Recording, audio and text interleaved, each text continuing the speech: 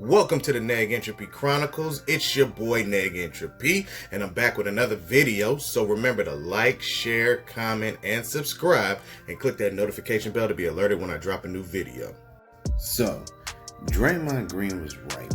And let me be very clear, I watched the video that he sounded off about the NBA double standards, and what he said about James Harden was correct. They did vilify him for it. I even have a video myself talking about how he was unprofessional.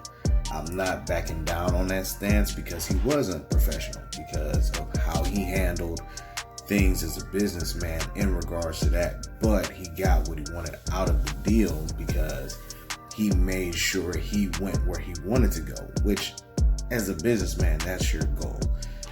But what Draymond Green was talking about as a totality is players can be fined for publicly saying they wanted to be traded versus teams can publicly say, we want to trade you, and there's nothing that happens to them.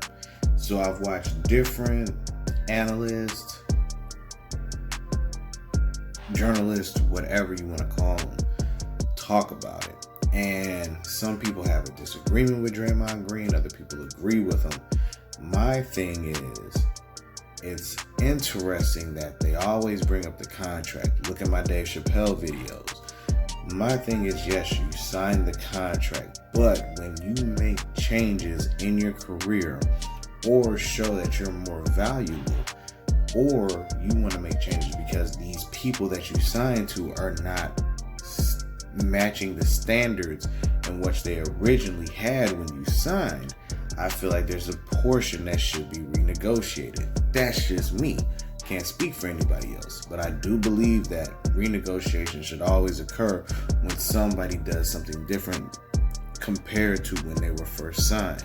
So I agree with Draymond Green on how they handle the players versus the organizations. Now, don't get me wrong. These people write the checks.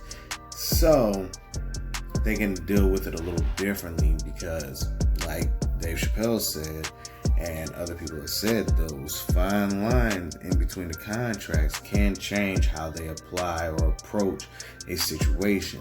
So you always want to make sure you have your ducks in a row, your P's and Q's, and all your I's dotted and your T's crossed, however they want to pronounce it or use that verbiage. But like I said, Draymond Green was right. They make moves and talk how they want to. It's not cool. They want to trade people and have them sit on the bench until they find something better. That's kind of messed up because if you listen to all these other people like Chris Broussard and all of that, they've said that people would go to the GMs and say, hey, are you going to trade me? And they say, no, we're not going to trade you. But then turn around and trade them a couple of days later, and these people are saying, hey, I got kids, I got a family, I got to figure out if I got to sell these houses. What are we really going to do? And that's something that we really need to pay attention to. Is it truly even? And truthfully, you can be like, no, it's not even. I sign your paycheck, so I don't have to apply myself the exact same way that you do. And you may be right, you may be wrong, because you wouldn't be able to make the money where you can sign the checks unless you get the talent. It's a really ebb and flow type of relationship. But at the same time, I agree with Draymond Green. Now, don't get me wrong, I'm still going to stand on my 1-2 where I say I didn't like what James Harden did, but I also agree with Draymond Green. That is the actual thing about being middle ground. You can see the faults in certain things, and you can also be steadfast on yours.